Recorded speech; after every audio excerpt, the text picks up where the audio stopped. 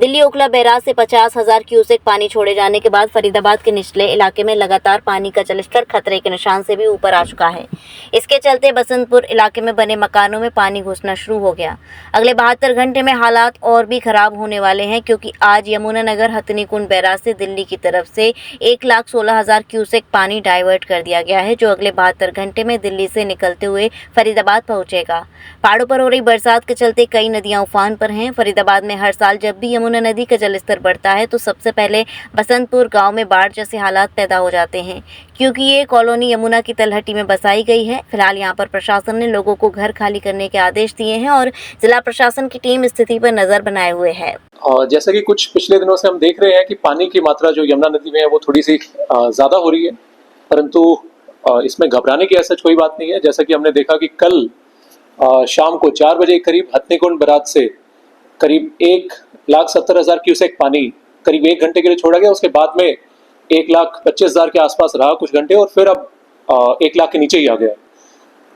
उसका इफेक्ट हमारे फरीदाबाद में करीब 48 से 72 घंटे के बाद पड़ता है। तो आज रात से या कल सुबह से हमारा अनुमान है कि जो पानी है वो यहाँ पे हिट करेगा, या जो आगे भी जो बढ़ी हुई मात्रा में जो पानी था वो यहाँ पे हिट करेगा।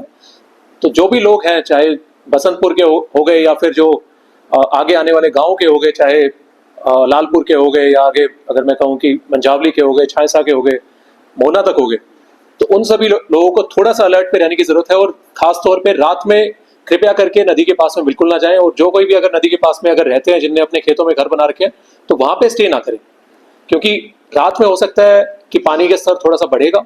अभी जैसा बसंतपुर में जो लोगों ने आगे कुछ एरिया में अपने यमुना के पास में घर बनाने की जिनने बना रखे हैं जुगल की, तो वहां पे जल स्तर थोड़ा बढ़ा है। 1-2 फुट घरों के पास भी पानी आया है।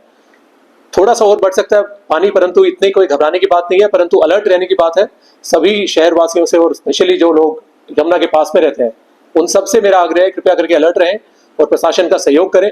तो इसमें हम 3 दिन से लगातार सारा प्रशासन फील्ड पे है, चाहे हमारे रेवेन्यू के ऑफिसर्स हो गए, चाहे मेडिकल हो गए, चाहे हमारे पंचायत से हो गए, तो सभी लोग अलर्ट हैं, चाहे हमारे सरपंचेस हो गए या फिर हमारे काउंसलर्स हो गए, तो सभी मौके पे जा रहे हैं।